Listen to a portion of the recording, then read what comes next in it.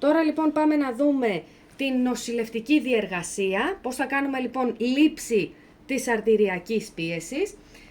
Εδώ βλέπουμε το μανίκι είναι κατεβασμένο, έτσι λοιπόν εμείς θα ανεβάσουμε το μανίκι γιατί πρέπει να βλέπουμε το βραχίωνα. Δεύτερο που πρέπει να κάνουμε είναι να ψηλαφίσουμε τη βραχιόνιο αρτηρία, ψηλά εδώ στο τμήμα του βραχίωνα, εδώ είναι ο βραχίωνας. Βλέπουμε ένα άτομο κανονικού σωματικού βάρους, οπότε θα πρέπει να επιλέξουμε και την αντίστοιχη περιχειρίδα. Λοιπόν, εδώ ψηλαφούμε τη βραχιόνιο αρτηρία με τα δυο μας δάχτυλα φυσικά. Λοιπόν, και πάμε τώρα να χρησιμοποιήσουμε τα εργαλεία μας, τον εξοπλισμό μας για τη λήψη της αρτηριακής πίεσης.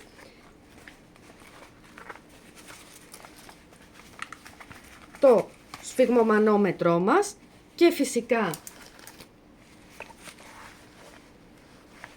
το στιθοσκόπιό μας, ένα απλό στιθοσκόπιο, ό,τι πιο απλό υπάρχει, αρκεί το διάφραγμα να είναι καλά στερεωμένο στη θέση του για να μπορούμε να ακούσουμε τους ήχους που παράγονται. Εδώ λοιπόν επιλέγουμε τη σωστή περιχειρίδα, βλέπουμε και από τον κατασκευαστή adult size, δηλαδή για ενήλικα. Πάμε τώρα λοιπόν, φοράμε τα ακουστικά στα αυτιά μας, ψηλαφούμε ξανά τη βραχιόνιο αρτηρία, είπαμε θα πρέπει να είναι πάνω στον βραχίωνα, πολύ ωραία. Τοποθετούμε εδώ το ακουστικό μας.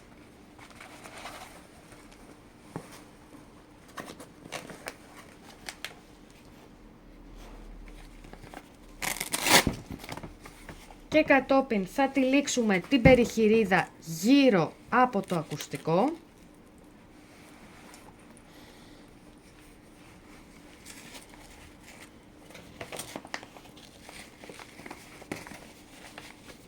Όχι πολύ χαλαρά, όχι πολύ σφιχτά. 2 δάχτυλα τουλάχιστον θα πρέπει να είναι το κενό που αφήνουμε.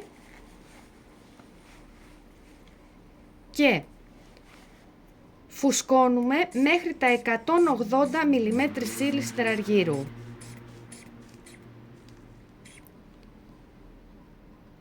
Απελευθερώνουμε σιγά σιγά τον αέρα, όχι απότομα γιατί πρέπει να ακούσουμε το αποτέλεσμα.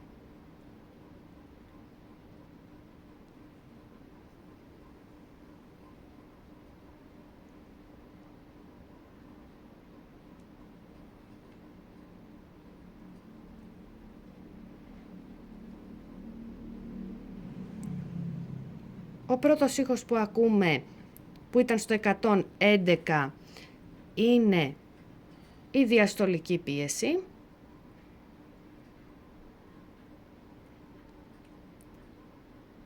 Και ο τελευταίος ήχος που ακούσαμε εδώ είναι στο 70 και είναι η συστολική πίεση.